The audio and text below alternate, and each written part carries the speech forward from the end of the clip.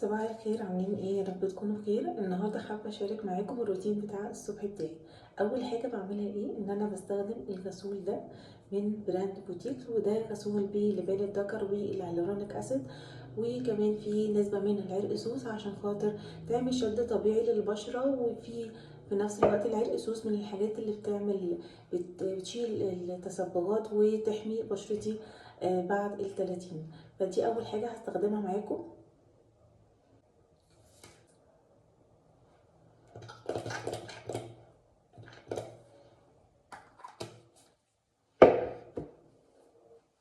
طبعا لما نيجي نغسل البشرة، اهم حاجة لما نيجي نستخدم الغسول عشان نعرف نستخدمه صح ان احنا بنسيبه شوية على البشرة لمدة 10 دقايق عشان خاطر البشرة تتشربه ويدي الافكت بتاعه.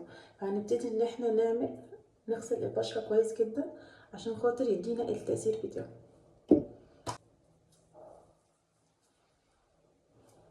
اهم حاجة لما تيجي تطبقي الغسول ان انتي تقعدي تعملي مساج على كل الوش عشان خاطر تشد الوش، وفي نفس الوقت برضو يدي الافكت بتاعه. في ناس بتستخدم الغسول غلط، ان هي بتستخدمه يعني على طول تغسله على طول بالميه، بس ده غلط. لازم ان انتي شويه تسيبيه على وشك عشان يديكي التأثير بتاع المواد اللي فيه.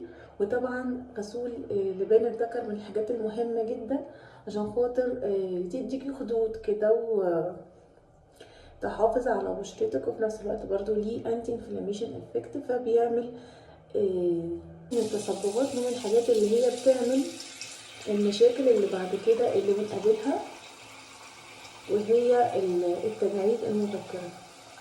وسبب من اسباب اصلا التجاعيد المبكرة اللي هو التصبغات بتاعة الشمس والنشفان، وان البشرة بتبقى على طول فيها دراينس. ودي من الحاجات المهمة جدا، لان احنا عندنا غسول بوتيكس من الحاجات اللي فيها هيالورونيك اسيد، فمش بيدي التأثير بتاع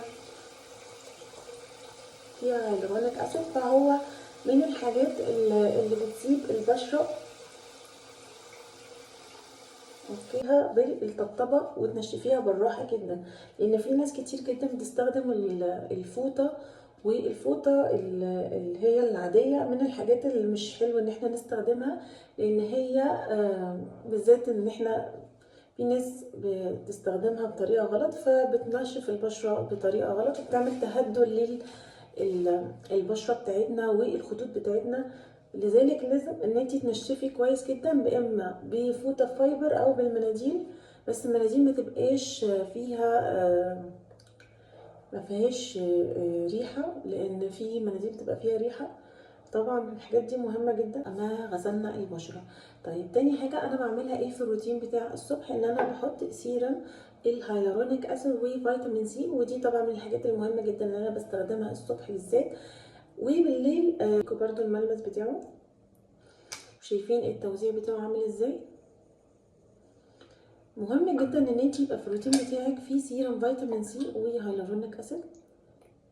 لو انت ما عندكيش تحسس من فيتامين سي، لان في ناس كتير جدا بيبقى عندها تحسس من فيتامين سي.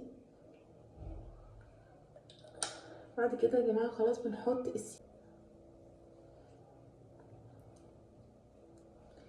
بنحط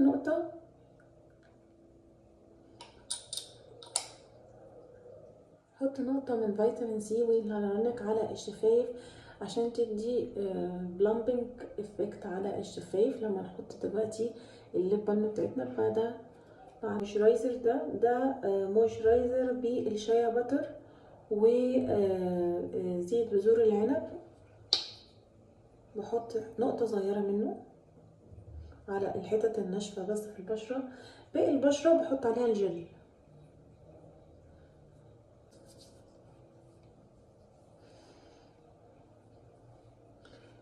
بعد كده لو انا نازلة هحط الصن بلوك، بس انا مش هنزل دلوقتي. فبعد كده بحط الليب بالم بتاعتي. طيب بحط بعد كده الليب بالم دي عبارة عن ايه؟ الليب بالم دي عبارة عن بيز واكس، شمع العسل والشاي باتر.